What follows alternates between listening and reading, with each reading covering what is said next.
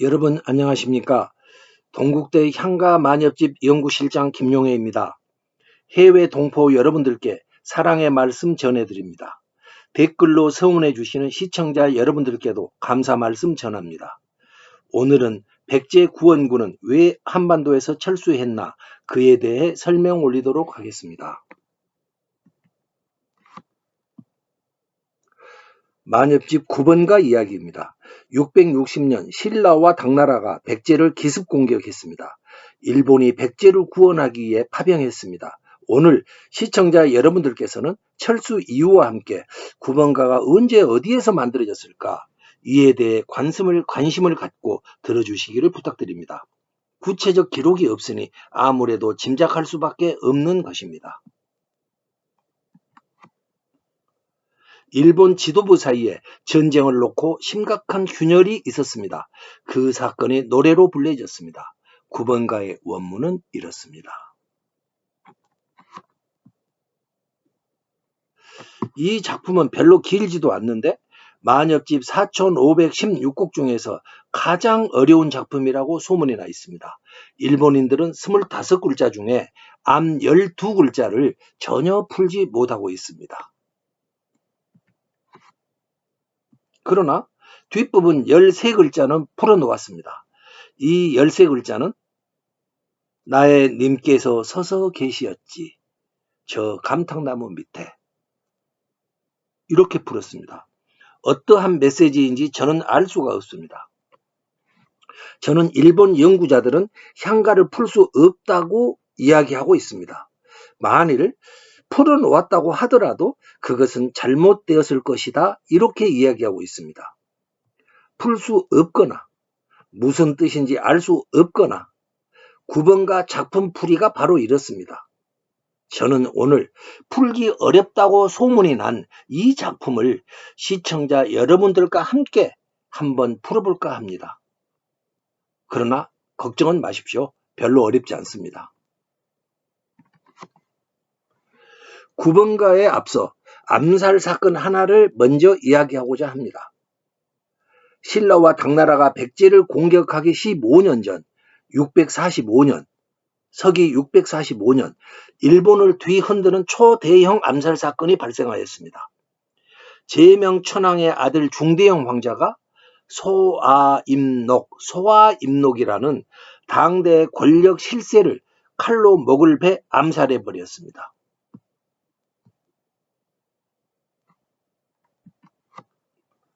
소아임록이라는 사람은 소아씨라는 친족 집단의 우두머리였습니다.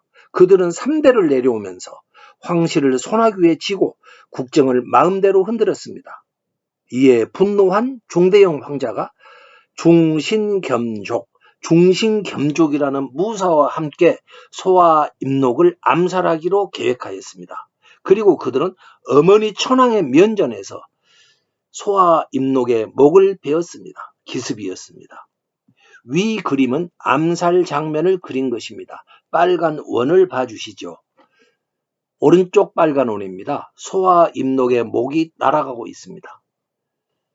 두 번째 왼쪽 빨간 원입니다. 천황이 눈앞에서 일어난 암살 사건을 보고 급히 피하고 있습니다. 암살 사건 후 권력이 어디로 갔을까요? 조금 전까지의 권력자는 목이 달아났고 천황은 피신하였습니다. 그 자리에 중대형 황자와 중신겸록이 피 묻은 칼을 들고 서 있습니다.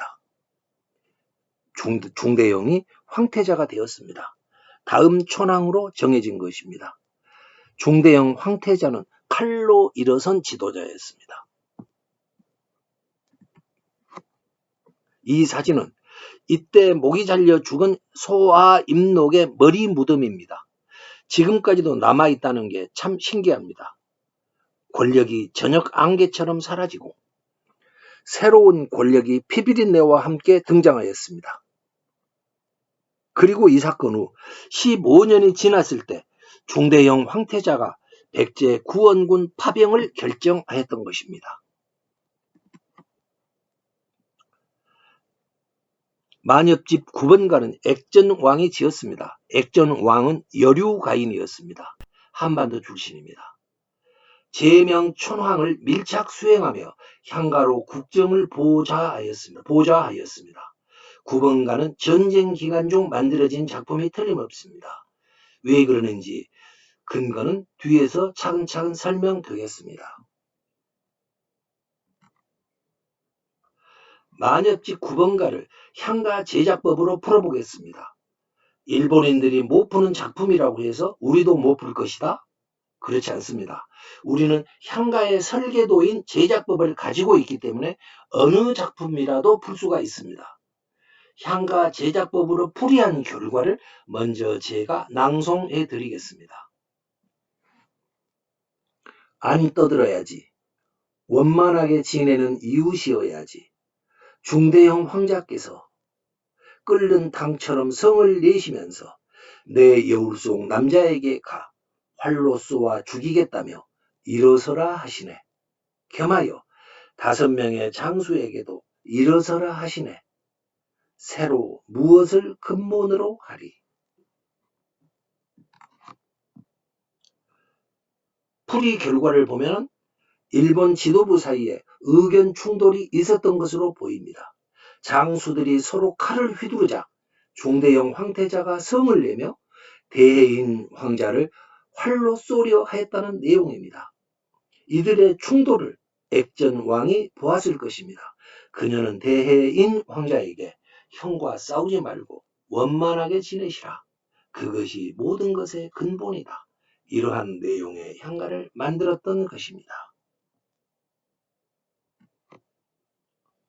액전왕은 대해인 황자의 연인이었습니다. 황자와의 사이에 십시라는 딸이 있습니다. 그때는 한반도에서의 전쟁을 둘러싸고 극도로 스트레스가 쌓여있던 예민한 시점이었습니다.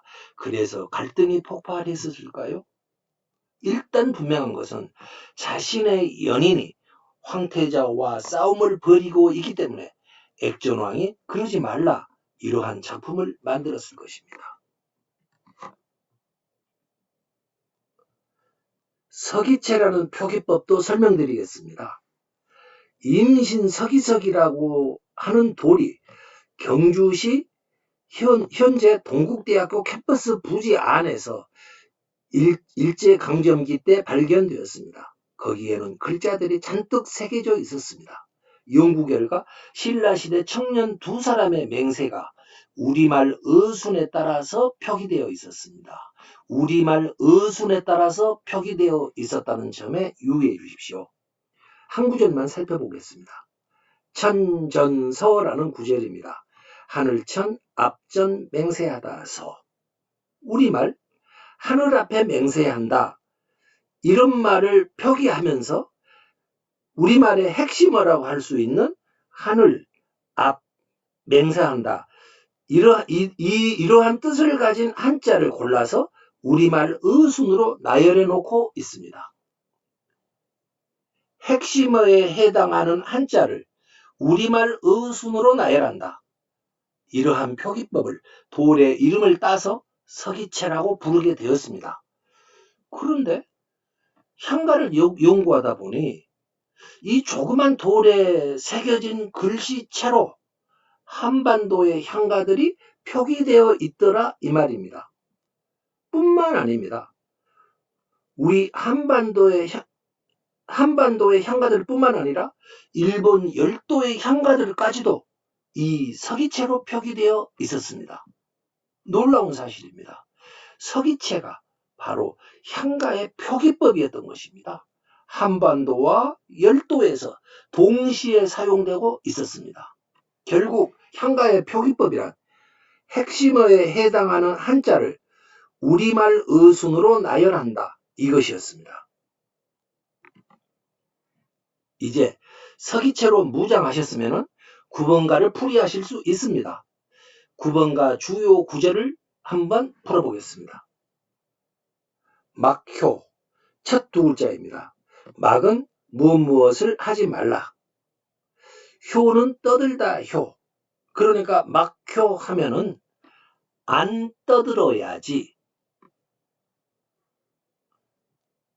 왜 떠들지 말라 이렇게 푸는 게 아니라 안 떠들어야지 이렇게 풀어야 할까요? 한국어는 부정할 때는 말의 앞에다가 안, 그러니까 안 하다, 안 먹다 할 때 안, 또는 못하다, 못 먹다 이럴 때의 못, 이런 글자를 붙입니다. 아니나 못 이런 글자를 부정하려고 하는 말 앞에다 붙입니다. 안 하다, 이것은 하다에다가 안을 붙인 말이고, 못 풀다는 풀다에다가 못이라는 글자를 붙이는 식입니다. 막효는, 그러면 막효는 떠들다라는 효가 떠들다라는 효입니다.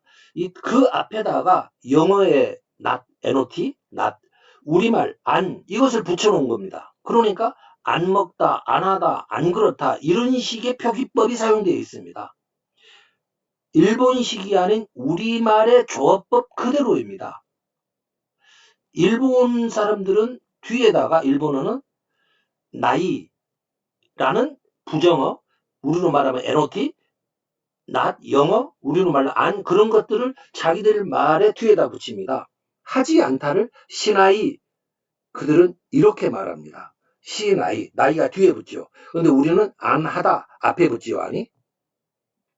근데 막효를 보면은 효 앞에다가 부정어를 붙여 놓았으니까 어감이 조금 이상하기는 하지만은 안 떠들어야지, 막효는 안 떠들어야지 이렇게 제가 한번 풀어보았습니다.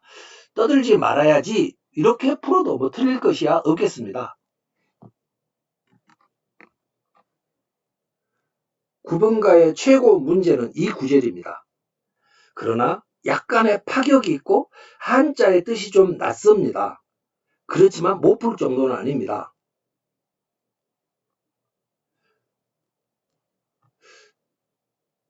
이 한자의 원문에서요, 빨간 글자로 표시되어 있는 세 글자가 있습니다. 앞에는 상칠, 뒤에는 조자입니다. 이 조자는 일단은 빼놓고 보아야 합니다. 왜 그런지는 생략하겠습니다. 그 세 글자를 빼고 나면은 그 뺀 글씨, 까만 글씨만 보면 되겠습니다. 그러면은 대형판기, 오뢰자, 지, 사립, 위 이런 글자만 남습니다. 이 글자를, 남아있는 글자를 아까 제가 말씀드렸죠. 그것을 이 글자를 서기체로 풀면 어렵지 않게 풀립니다. 풀어보겠습니다. 대형께서 끓는 탕처럼 성을 내시면서 내 여울 속 남자에게 가 활로 쏘겠다며 일어서라 하시네. 이런 뜻이 나옵니다. 그냥 서기체 그대로 우리말대로 풀어나가면 됩니다. 어렵지 않습니다. 이 중에서 앞에 네 글자를 보겠습니다. 대상칠형, 이런 네 글자입니다. 이것을 이번에는 풀어보도록 하겠습니다. 이 작품 해독의 고비가 되겠습니다. 한자의 뜻들은 다음과 같습니다.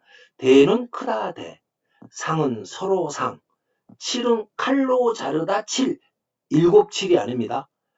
마지형, 형 할 때 형입니다. 이런 뜻을 가지고 있습니다. 이 한자들은.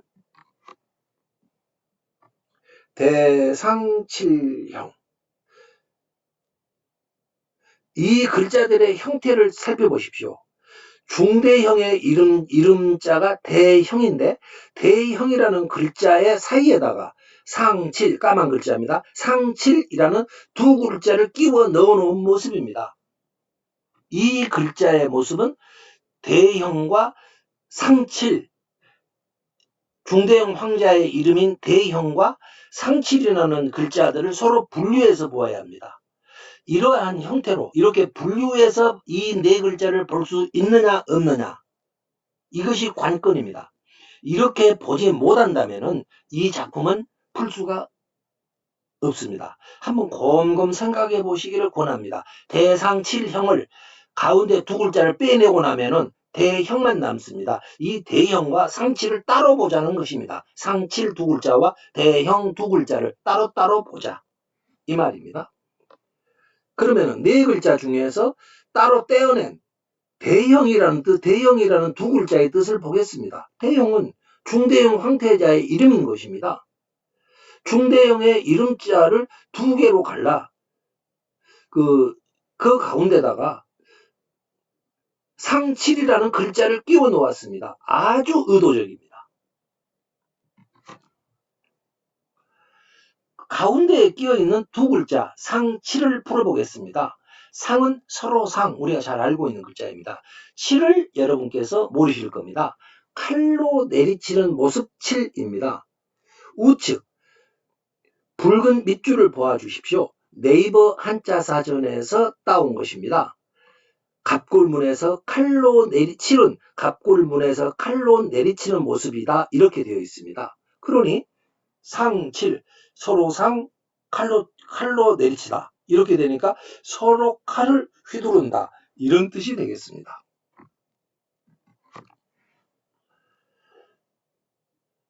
왜 이렇게 고약하게 써놨을까요? 글자를.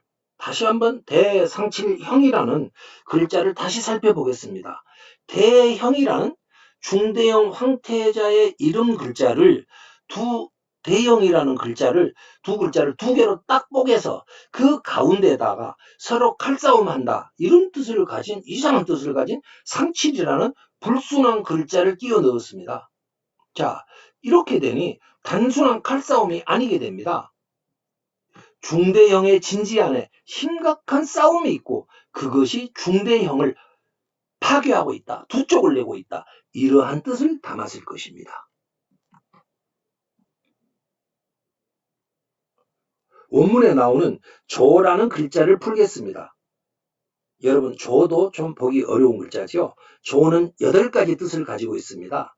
이 뜻들을 일일이 대입해서 문맥에 맞는 뜻을 찾아야 합니다. 미련하고 끈기가 있어야 가능한 작업입니다. 여기에서 보듯이 조는 8가지 뜻을 가지고 있습니다. 어느 것이 문맥에 맞을까요? 조는 메뚜기라는 뜻을 가지고 있었습니다. 메뚜기는 밭에 있는 메뚜기가 아니고 활을 쏠 때 옷 소매를 조이기 위해서 착용하는 도구입니다. 우측 사진을 보시죠. 메뚜기의 모습과 옛날 궁사들이 메뚜기를 차고 활을 쏘는 모습입니다. 자, 메뚜기가 무엇인지 확실히 아셨죠? 다음으로 오뢰자라는 구절을 보겠습니다. 나오, 여울뢰, 남자자입니다. 뜻을 그대로 이으면 됩니다. 내 여울 속 남자로 풀이됩니다. 내 여울 속 남자, 내 여울의 남자. 재미있는 구절입니다. 액전왕은 대해인 황자의 연인이었습니다. 황자의 연인이라고 해서 현대 일본의 모든 여인들이 선망하고 있습니다. 액전왕이 대해인 황자를 내 여울 속 남자라고 표현하고 있습니다. 왜 이렇게 표현했을까요? 여울은 무엇일까요? 여기서 여울은 저는 여성의 성기를 의미할 수도 있다, 이렇게 봅니다. 그렇다면 마녀집 속에서 남녀 문제를 가장 리얼하게 그린 구절일 것입니다. 대해인 황자가 액전왕의 남자였음이 분명합니다. 또 여울은 후쿠오카에 있던 액전왕의 숙소에 흐르고 있던 여울이었을 것입니다. 후쿠오카에 주둔하고 있을 때 대해인 황자가 액전왕의 집으로 찾아가서 흐르는 여울에 몸을 담그고 함께 사랑을 나누었을 수도 있습니다. 이렇게 본다면 9번가는 후쿠오카에 주둔할 때 만들어졌을 것입니다. 액전왕은 전쟁에 직접 참전하였습니다. 여울이 있는 곳이란 당연히 후쿠오카의 숙소였을 것입니다. 액전왕과 황자와의 관계는 연인 사이였다고 하였죠. 아마도 혼외정사였을 것입니다. 공식 부부였다면 내 여울 속 남자, 이렇게 표현하지 않았을 것입니다. 어느 곳, 언제 칼부림했던 사건이 발생했었을까? 어디에도 기록은 없습니다. 9번가의 해독과 역사적 팩트를 기초로 해서 저의 판단을 말씀 올리도록 하겠습니다. 어디까지나 상상의 영역이라는 점을 감안해 주십시오. 다음이 관련되었을 만한 역사적 팩트입니다. 서기 663년 8월 28일 서해 한반도 서해안 백총강 전투에서 일본 수군이 당나라 수군에 패배하였습니다. 그로부터 열흘 후 9월 7일 날 백제 주유성이 당나라에 항복하였습니다. 주유성이 항복하니까 백제인들이 이렇게 말했습니다. 대래성에 가서 일본 장군들과 만나 어떻게 해야 할지 의논하자. 대래성이라는 곳에 있는 일본 장군들을 만나야 한다, 이렇게 얘기하고 있습니다. 그리고 그로부터 18일 후 9월 25일 날 일본군이 백제인들과 함께 한반도 대래성을 떠나서 일본으로 향하였습니다. 철수한 것입니다.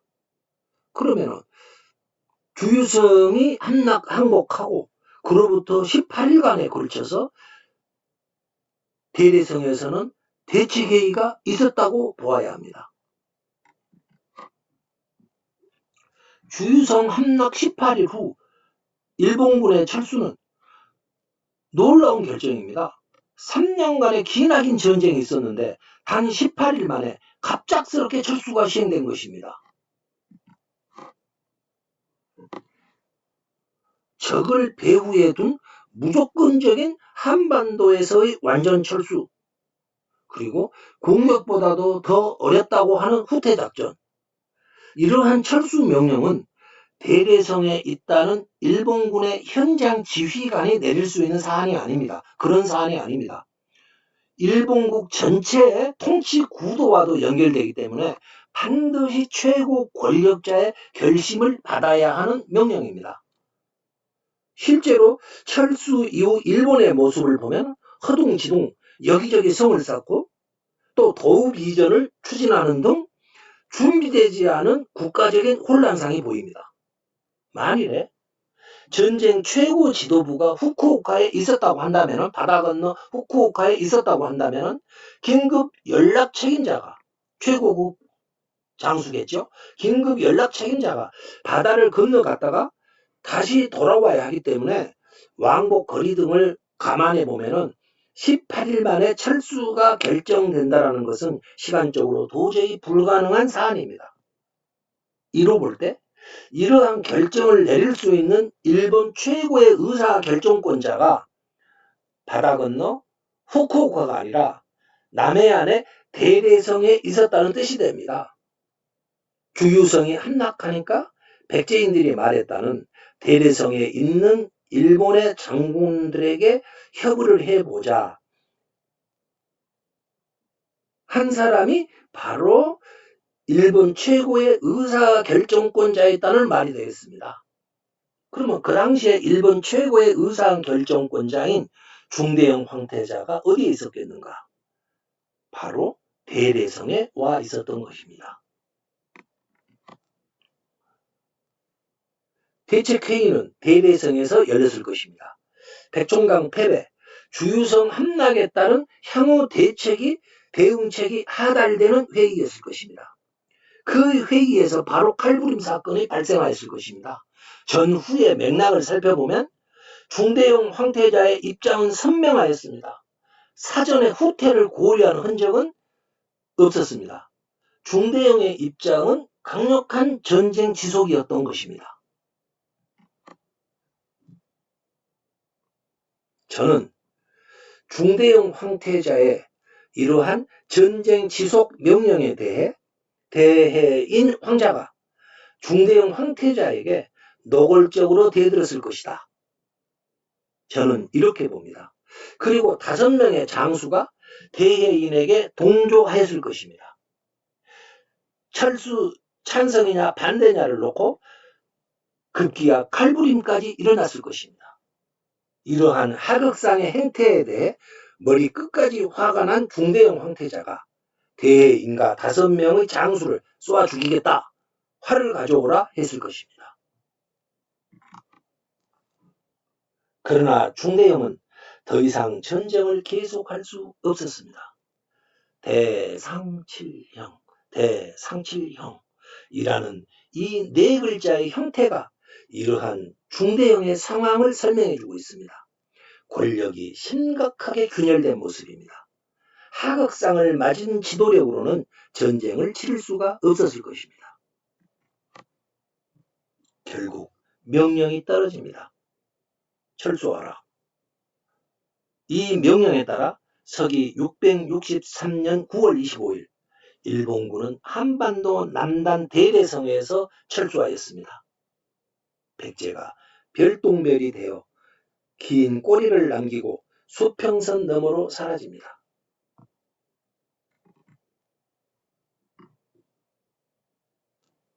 그날 대대성에 여류가인 액전왕이 있었습니다. 그녀가 사건을 노래에 담았습니다. 9번가입니다. 향가는 노래로 쓴 역사였습니다. 향가는 노래이면서 동시에 한반도와 일본 두 나라 고대 역사의 원사료라고 하겠습니다. 낯선 내용 들어주셔서 감사합니다.